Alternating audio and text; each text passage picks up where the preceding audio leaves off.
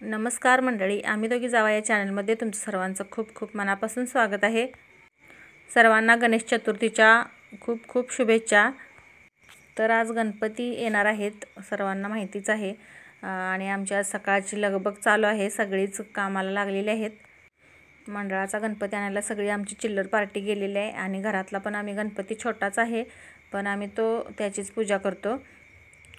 मोठा म्हणजे शाडूचा वगैरे गणपती आमच्या घरी नसतो। आम्ही छोटा मातीचा जो गणपती सगळ्या घरोघरी असतो तोच गणपती आम्ही त्याचंच पूजन वगैरे सगळं करतो। इकडे दोघी जणी त्या वर्षाने आत्तीबाई आमच्या मोदक करायचं चालू आहेत आणि मी इकडे गव्हाची खीर वगैरे बनवायला घेतली आहे। गहू रात्री भिजवून ठेवलं होतं आणि ते मी आता मिक्सरमध्ये बारीक करून त्याचा कोंडा वगैरे सगळं मस्त असं पाकडून वगैरे काढला आहे। म्हणजे खूप छान कोंडा त्याचा निघतो। संध्याकाळी आपण जर गहू ओलवून ठेवलत ना सकाळपर्यंत ते छान भिजतात आणि त्याचा कोंडा पण भरपूर निघतो आणि खीर चवीला आपली छान होते।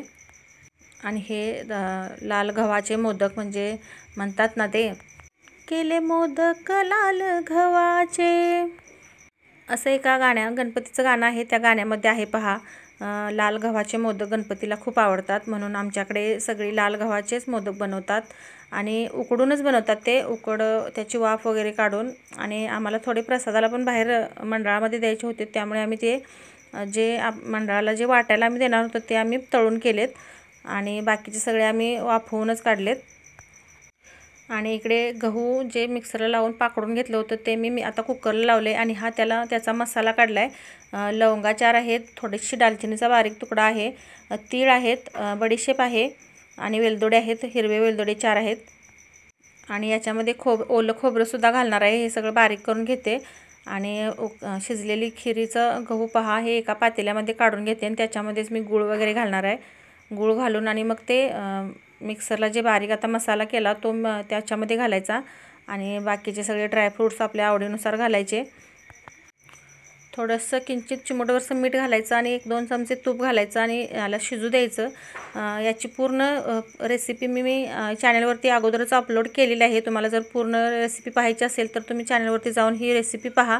आता मी पूर्ण रेसिपी तुम्हाला दाखवत नाही आहे, कारण आज खूपच धावपळ चालू आहे। गणपती बाप्पा पण आपले येणार आहेत आणि त्याचीच तयारी आमची सगळी नैवेद्याची चालू आहे। आणि मागच्या वर्षीचं गणपती विसर्जनानंतर या वर्षीच्या गणेश चतुर्थीपर्यंत जे काय आपण वर्षभर केलं ते आपल्याला गणपती बाप्पाला सांगायचं असतं। त्याला आपले दुःख सांगायचे असतात, सुख सांगायचे असतात आणि त्याच्याकडून आपल्याला काय हवं आहे ते सुद्धा मागायचं असतं। त्यामुळे सगळी धावपळ चालू आहे। प्रत्येकालाच हा क्षण अगदी ह्या क्षणाची प्रत्येकजण अगदी आतुरतेने वाट पाहत असतं। कधी एकदा गणपती बाप्पा येत आहेत घरी आणि आम्ही त्याचं पूजन वगैरे किंवा भक्ती वगैरे त्याची कधी करतोय असं प्रत्येकाला वाटत असतं। कोणाकोणाच्या घरी गणपती येतात मला कमेंटमध्ये नक्की सांगा। आणि इकडे नैवेद्याची आम्हाला तयारी चालू आहे, म्हणजे आम्हाला सगळं ताट नैवेद्याचं भरून आम्हाला मंडळाच्या गणपतीला जायचं होतं आरतीसाठी, म्हणून आमची जरा गडबड होते। इकडे गडबड चालू आहे तोपर्यंत मंडळाचा गणपती आला।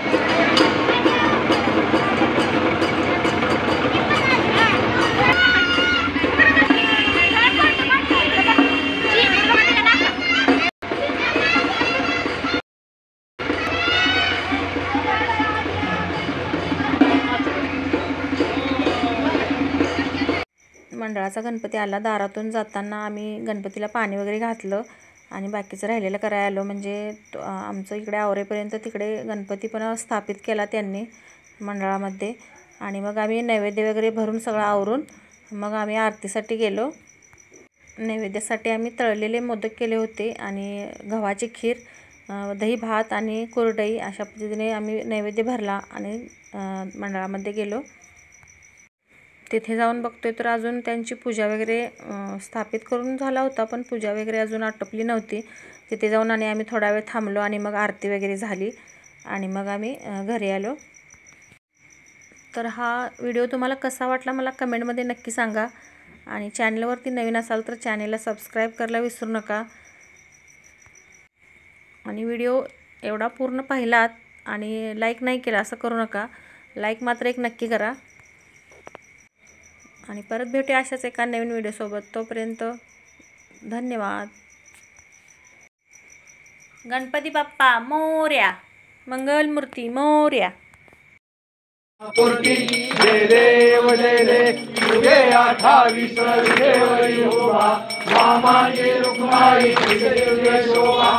लेखाच्या बेटी ब्रह्मारेगा, कणी वाहे भीमा उठली जगा. देव पांडुरंगा, रुक्माई वल्लभ राईच्या वल्लभ हरे जुलगा. जय देव